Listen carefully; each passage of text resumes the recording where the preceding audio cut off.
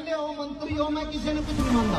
Please मेरा performance आप आराम से नीचे बैठ के देखो, आप सबको नीचे बैठ के देखो, नीचे बैठ के देखो, इतना तो देखो नहीं जाओ। एक बार इलेक्शन तो लड़के देखो, पता लग गया है। हर एक चुना प्रतिनिधि मेंबर से लेके लोकसभा तक उसको पता होगा भाई चुना प्रतिनिधि किस तरह चुना जावे, कितना गलत। तो नीचे से एक आवाज आई, बोला सरपंच नहीं उतरा करता। तो वो मेरे भी कितने न कितने दिमाग में क्लिक कर गई और सरपंच भी कितने न कितने घुमा आ गया, ठीक तो नहीं उतरना चाहिए इतने। हरियाणा के मशहूर सिंगर मासूम शर्मा बीते दिनों एक विवाद में फंस गए थे। जींद में कार्यक्रम के दौरान उनका पूर्व सरपंच राजेंद्र शर्मा के साथ गहरा विवाद हो गया था। विवाद इस कदर बढ़ गया था कि हाथापाई की नौबत तक आ गई थी उस बड़े कार्यक्रम में।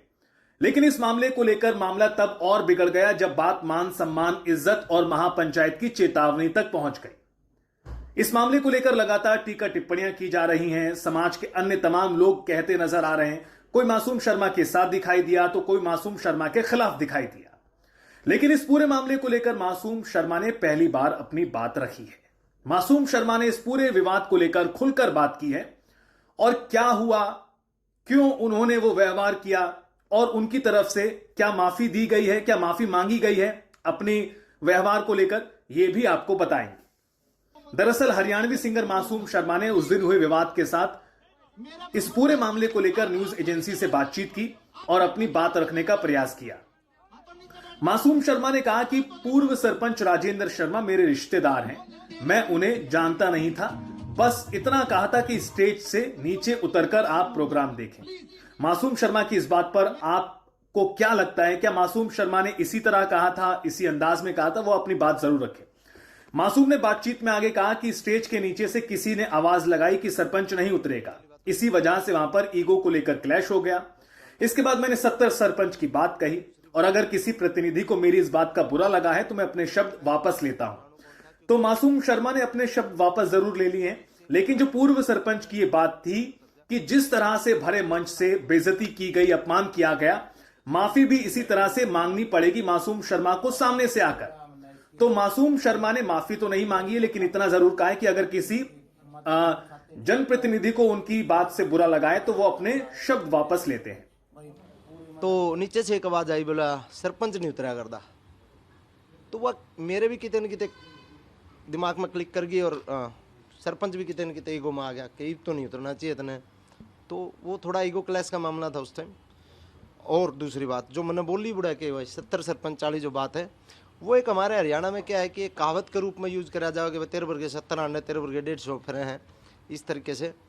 तो उस बात से अगर किसी भी जनप्रतिनिधि ने, किसी भी सरपंच ने, किसी भी भाई ने बुरा लगा तो मैं अपने शब्द वापस लेता हूँ। लेकिन मन ने जो बोला है वो एक तरीके से तकिया कलाम जैसे यूज होता है, उस तरीके से यूज किया गया था। मंत्री एमएलए वाली बात जो मैंने कही थी, उस पर मैं फिलहाल भी अडिग हूँ, क्योंकि स्टेज जो है कलाकार की होती है।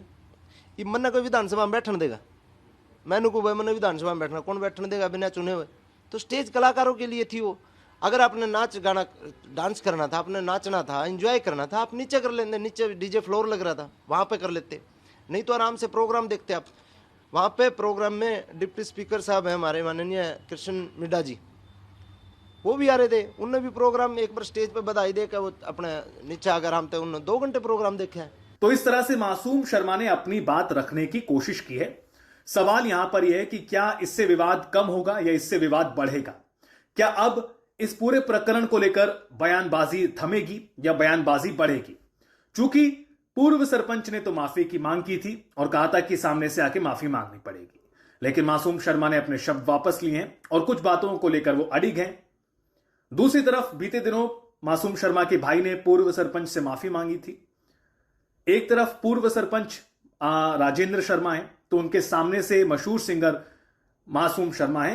राजेंद्र शर्मा और मासूम शर्मा के बीच का विवाद महापंचायत की चेतावनी तक पहुंच चुका है। इस बीच मासूम शर्मा ने जो बात रखी है, इससे क्या होता है आने वाले दिनों में, किस तरह का जवाब सामने से आता है, वो देखने वाली बात होगी। और उससे बड़ा सवाल, क्या विवाद अब थम जाएगा?